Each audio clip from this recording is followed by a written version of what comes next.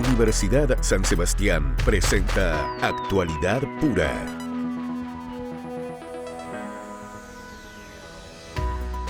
Hola, ¿cómo están? Bienvenidos a la segunda temporada de Actualidad Pura, un ciclo de entrevistas con académicos, investigadores y especialistas de la Universidad de San Sebastián, con quienes vamos a repasar diferentes hitos de la contingencia, y en esta oportunidad nos acompaña Cristian de la Maza, vicealmirante en retiro de la Armada de Chile, que también fue subsecretario de Defensa entre 2018 y 2022, y actualmente se desempeña como investigador de la Facultad de Derecho y Ciencias Sociales de la Universidad de San Sebastián. Cristian, muchas gracias por acompañarnos. Muchas gracias por la invitación y la oportunidad de hablar contigo. En un mundo cada vez más conectado, donde cada día surgen nuevas aplicaciones y plataformas, donde nuestros datos se ven expuestos, se podría decir que la ciberseguridad es un tema político. Y en este contexto, ¿cómo podemos entender el ciberespacio en una sociedad global? Primero, yo creo que hay que definir qué es lo que es el ciberespacio, que es un entorno virtual que ha revolucionado nuestra sociedad hacia una sociedad digital o de información, como se llama. Básicamente acerca o a raíz de la revolución en la tecnología de información y comunicación. Pero en este ciberespacio virtual hay 4 capas que se interconectan permanentemente, que una capa física, que es lo que vemos, desde las plataformas, los computadores, las redes, los data centers. Hay una capa lógica, que son los protocolos que nos permiten interconectar. La capa de información, que podríamos decir lo más importante, que es donde están los datos y la información que fluye, y por sobre eso una capa de aplicaciones, que pueden ser desde un servidor de correo hasta aplicaciones de inteligencia artificial generativa. Y todas se conectan entre sí. ¿Y qué característica tiene este espacio? Una de ellas es el anonimato o pseudoanonimato, que permite por un lado una cierta libertad de expresión o privacidad, pero también permite ocultar la información para el uso malicioso. Y ahí están parte de las amenazas. Lo otro es que es un espacio que no tiene una frontera definida. Hay zonas grises aquí en la regulación internacional, y nos encontramos ahora en una masificación de plataformas. Antiguamente eran solamente computadores centrales, un big frame. Ahora hay plataformas de tablets, celulares, computadores, incluso aparatos dentro de la casa, ¿cierto?, que son conectados a internet. Y todo eso, el problema es que se ha diseñado sobre una internet que inicialmente fue para comunicarse en forma estable, pero no fue diseñada con una seguridad en su diseño original, y que se generan debilidades y vulnerabilidades. Entonces presenta desafíos no solamente en el tema de ciberseguridad o las ciberamenazas, como me lo pregunta, sino también sobre la privacidad o el derecho de las personas a tener un cierto dominio de sus datos personales, por la tendencia que haya una vigilancia masiva. Estamos llegando al gran hermano, ¿no es cierto?, que visualizó George Orwell en 1949.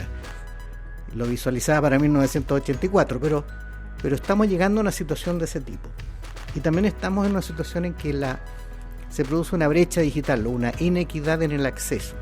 Hay países con más acceso, con más tecnología, y países que no, pero dentro de cada sociedad hay grupos que tienen más acceso y grupos que no. Entonces eso también amplifica las inequidades que existen en la sociedad.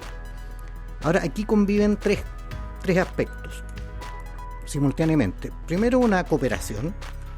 Segundo, una competencia. Y en tercero, un conflicto, que es lo que denomino las 3C del ciberespacio, que es para explicarlo mejor. Perfecto. Y si es que vamos a desglosar estas 3C, en el caso de la cooperación, que imagino que es la cooperación internacional, en este ciberespacio, ¿qué podemos destacar al respecto y cómo se aprecia el futuro? Sí, existe una cooperación primero para que funcione, ¿ya? Y eso es importante saberlo. Aquí, para que funcione estas redes de internet y del ciberespacio, tienen que haber normas claras, compartidas y aceptadas por todo el mundo, si no, no funciona esta intercomunicación. Y esto facilita, ¿no es cierto?, o se facilita a través de una serie de normas técnicas que lo importante es que son organizaciones no gubernamentales, que dan una cierta garantía de no influencia. Y aquí menciono a 3, que son la IETF, que es Internet Engineering Task Force, que es la que se centra en los protocolos de Internet, lo que uno conoce como el TCP/IP o HTTP, esas cosas. Asociado a eso está la World Wide Web Consortium, que es la W3C, que esa regula los estándares de las páginas web. De tal manera que uno puede ver una página web en un computador, en un celular, en una tablet, y funciona. Y lo tercero está el ICANN, que es el que tiene un sistema global de asignación de números únicos en Internet, números IP, los nombres de dominio, los nombres de puertos, etcétera, para que entre estas tres funcionen. Y eso implica una cooperación para que todos acepten esas normas desde el punto de vista de protocolo. Pero también se requiere una cooperación para establecer ciertas normas de comportamiento básico que nos permitan interactuar en forma estable y segura en el ciberespacio. Y aquí hay una tensión siempre entre... Hay un grupo de naciones que buscan un acceso libre, privado, a Internet y seguro, pero otras naciones que dicen sí, conforme, pero también está el problema de la seguridad del Estado. Entonces yo tengo cierta soberanía para poner, podríamos decir, murallas al acceso a Internet dentro de mi Estado. Entonces, lo que hay no es una norma común, pero sí hay una serie de normas que se complementan entre sí.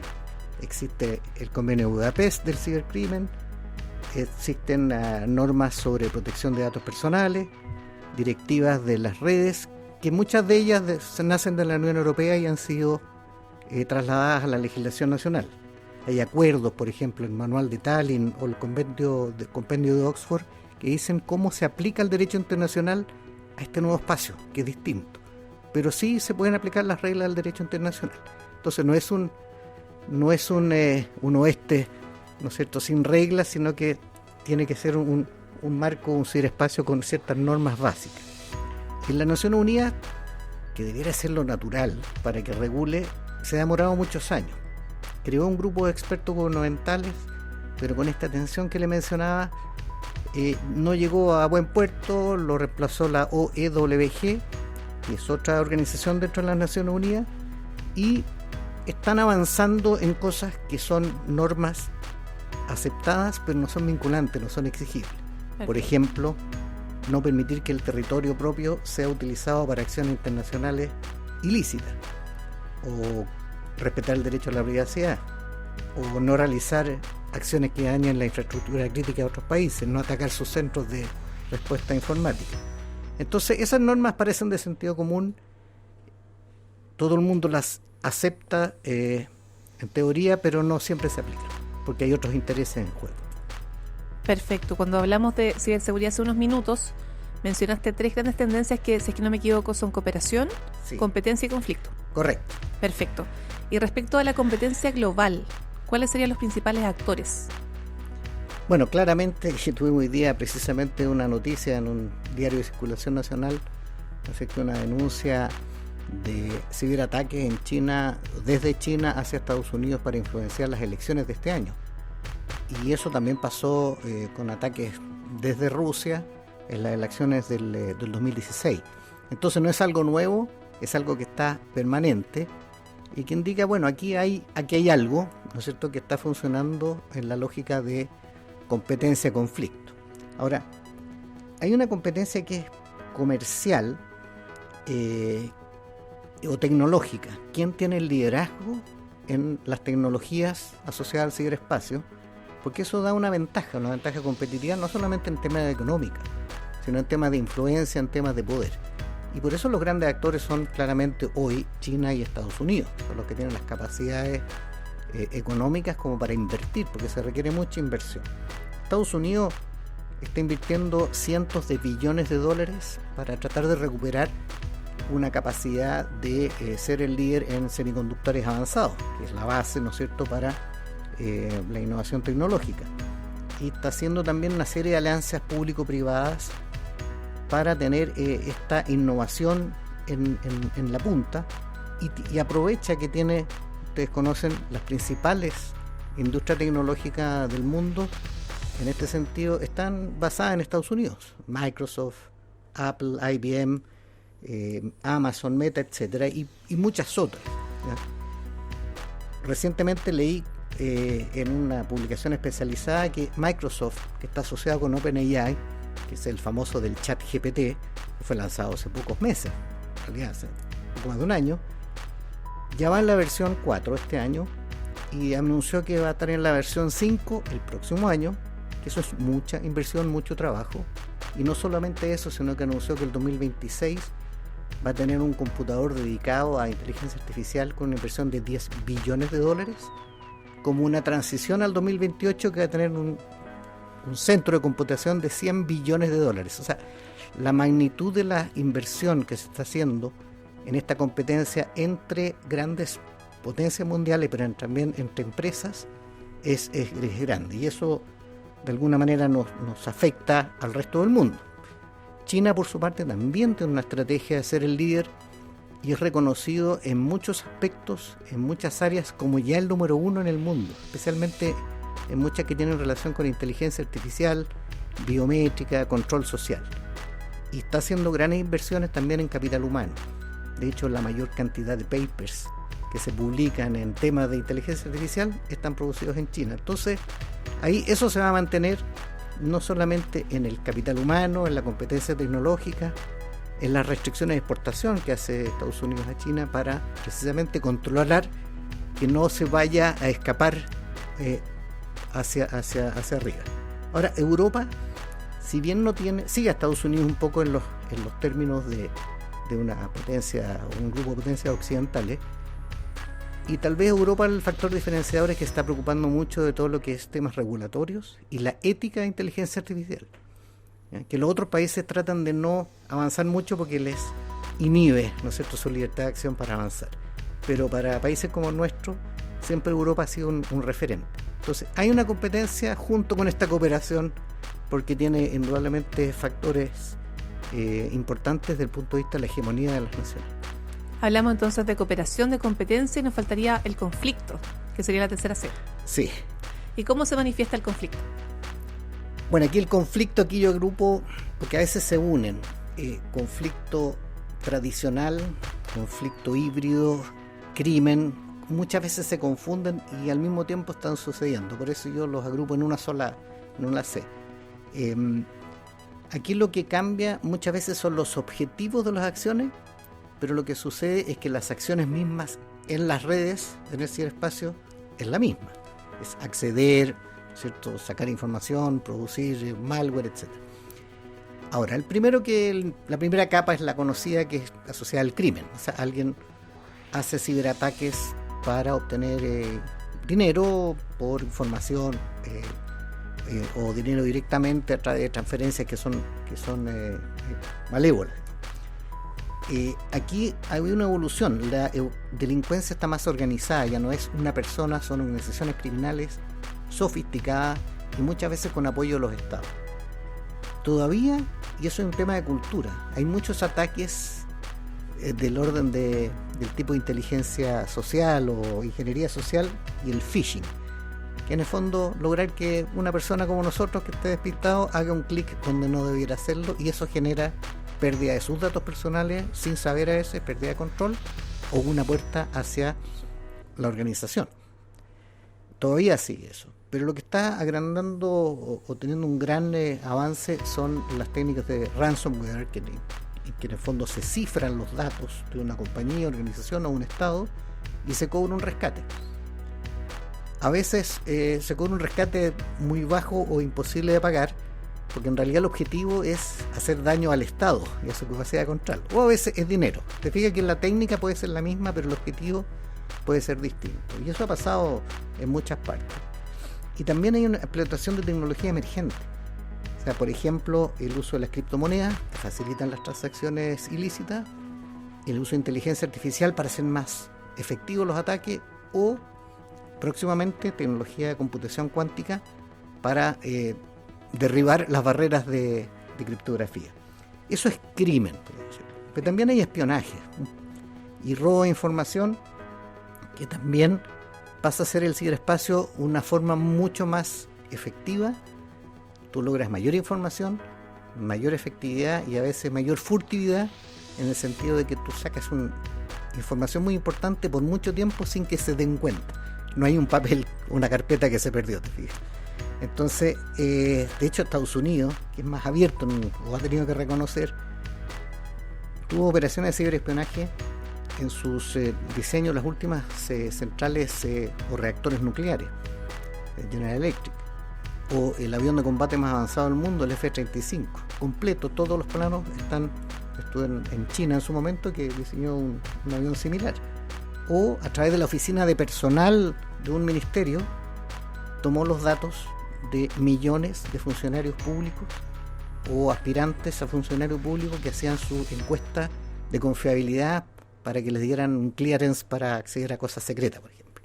Pero está toda la información de ellos, de su familia, de problemas que han tenido, y esa información está en manos de otra potencia extranjera. También reconoció hace unos años que hackers rusos, lograron estar metidos en la CyberNet, que es una red secreta del Pentágono. Ahí estuvieron. Y también hay espionaje o filtraciones de información por las propias organizaciones. Recuerdo Wikileaks el 2010, el caso Snowden en el 2013, y de hecho el año pasado hubo un reservista de la Fuerza Aérea, que me tocó verlo muy de cerca, sacó información como para, en el fondo, compartirlo con sus amigos. Y era información secreta del Pentágono que afectó a operaciones que estaban en curso. La seguridad pública. La seguridad nacional y la seguridad de las personas. Y a raíz de esta experiencia internacional, ¿cuál debiese ser el aprendizaje de Chile, la postura de Chile al respecto? ¿Qué medidas debiese tomar el gobierno para enfrentar esta amenaza y convivir con ella? Porque ya, sí, como tú dijiste, tenemos cada día nuevas plataformas, vivimos una sociedad global, hiperconectada, nuestros datos se han expuestos. ¿Cuál debiese ser como la postura de Chile? Bueno, lo primero es entender qué es lo que es esto, de que junto con crimen, junto con estos espionaje, hay campañas de desinformación, hay guerras híbridas. Una de las hitos en la historia del ciberespacio es el Stuxnet, que fue una operación llamada Olympic Games entre Israel y Estados Unidos para alterar el desarrollo del programa nuclear iraní. Y no fue necesario un ataque como habían hecho antes con Irak, con aviones y con bombas, sino que con un malware que funcionó y que tuvo su efecto. Eso fue hace varios años ya, y esto ha significado también un cambio, y por lo tanto hay que entender de que esto nos puede pasar a nosotros. Y en el caso de la estrategia militar, hay que entender que las operaciones del ciberespacio ya toman un rol equivalente a las operaciones en la tierra, en el mar, en el aire, en el espacio electromagnético. Entonces, uno podría esperar, como ha sucedido por ejemplo en la guerra de Ucrania, que en primeras operaciones haya un ataque masivo por el ciberespacio para ir contra los sistemas de información, de mando y control, las defensas, incluso contra el ánimo de la población, la voluntad de seguir luchando con campañas de desinformación. Entonces, primero hay que saber que existe eso, ¿ya? Y segundo, tomar la experiencia nacional, ser más resiliente. Como tú dices, tienes razón, hay que convivir, esto va a seguir. El crimen, el mal uso por otros estados, por organizaciones. La organización es resiliente, prevenir, educar a la gente, porque normalmente por el lado humano también hay mucha debilidad. Cooperar con otros estados, se llaman like-minded, o sea, estados que piensan similar al estado propio, de tal manera de intercambiar información y adelantarse a la situación. Y una vez que ha sucedido, que van a suceder, ser capaz de recuperarse rápido y contener los daños. A nivel regional, hablando de Latinoamérica, ¿en qué nivel de madurez se podría encontrar Chile? ¿Estamos avanzados? ¿Estamos a medio camino? Sí, yo diría que estamos avanzando, y lo primero que mencionó usted al principio de que se promulgó la política actualizada, ¿no es cierto?, ahora el 2003, más la ley marco, son hitos. Y aparte de eso, desde la última medición que se hizo, entre paréntesis, madurez, el modelo madurez lo maneja la Universidad de Oxford, tiene como 5 dimensiones distintas: estrategia, política, cultura, educación, marco regulatorio y estándares y tecnología. Y en cada una de esas dimensiones le pone una nota, de 1 al 5. 1 es básico, 5 ya es lo máximo. Incluso si uno tuviera todos 5, no significa que no lo van a atacar y que no va a ser susceptible, ¿no es cierto?, de daño, pero probablemente va a ser menor, el efecto se va a recuperar más rápido. Chile partió bastante bajo, ¿no es cierto?, en la primera medición 2016, pero con todas las leyes aprobadas, con todo el esfuerzo que se ha hecho muy importante en el Ejecutivo, el Legislativo, la Academia, la misma industria, los bancos, han invertido mucho en ser más resilientes, en estar más avanzados. Y yo creo que en la próxima medición, dado todo lo que hemos hecho, de un nivel 2, en promedio vamos a avanzar a un nivel 4, lo que es bastante bueno y nos pondría, según se decía en el lanzamiento del Foro Nacional de Ciberseguridad ayer, que nos pondría en posición de liderazgo dentro de América Latina, ¿no? Pero yo creo que más que compararse con América Latina, hay que decir, bueno, esto, como decías tú, me puede pasar a mí. ¿Me pueden hacer un ciberataque masivo? Sí. O selectivo también. O puede que en este momento tengamos, ¿no es cierto?, malware o una forma de tener datos de nuestra población sin que nosotros sepamos. Entonces es permanente. La gracia es que hay una cultura, hay una conciencia de que existe esto, de que el ciberespacio es muy bueno. Eso hay que repetirlo, es muy bueno porque nos ha permitido un desarrollo y nos va a permitir un desarrollo acelerado, especialmente para países como los nuestros, en que no tenemos ciertas otras recursos, pero sí tenemos recursos humanos y de conocimiento. Pero a su vez tenemos que entender de que si no lo hacemos bien, si no somos resilientes, si no somos cuidadosos, podemos tener grandes daños. Y deberíamos partir también por partir generando conciencia de los temores, o sea, más de los temores, sino de las debilidades del sistema, de las plataformas, de educar a la gente, que eso tú dirías que es como la base para poder entender la ciberseguridad. Eso es clave. Porque hay libertad, pero también hay que saber cómo moverse dentro de esta libertad espacial. Exactamente, este balance es posible hacerlo y hay sociedades que lo han hecho. Mira, Estonia recibió un ataque masivo de Rusia o la Unión Soviética hace unos años, de la ex Unión Soviética, y le dejaron paralizado todo el país por varios días. Y hoy día es el líder mundial en un país digitalizado, con mucha ciberseguridad, y son el centro, ahí está el centro de excelencia de ciberseguridad de la OTAN. De hecho, con ellos hacemos probablemente ejercicios para nosotros ir subiendo. Entonces se puede, países pequeños pueden lograr un buen nivel de digitalización como sociedad, lo que tiene una serie de ventajas, y también acompañado de un diseño de seguridad. Como tú dices, la cultura, la educación es relevante. Ese clic que decía yo que no debiera hacer, o eso de dejar datos así abiertos a todo el mundo sin necesidad, y eso indica por qué todavía dentro del cibercrimen, la ingeniería social que se llama el phishing, de tomar tus datos, todavía sigue teniendo un rol relevante. Es fácil de hacer, además, a pesar de todos los ransomware y todo eso, sigue siendo un rol relevante o una forma de acceder maliciosamente a tus propios datos o los datos del país o de la organización. O eso de que lo que les pasó a Irán, digamos,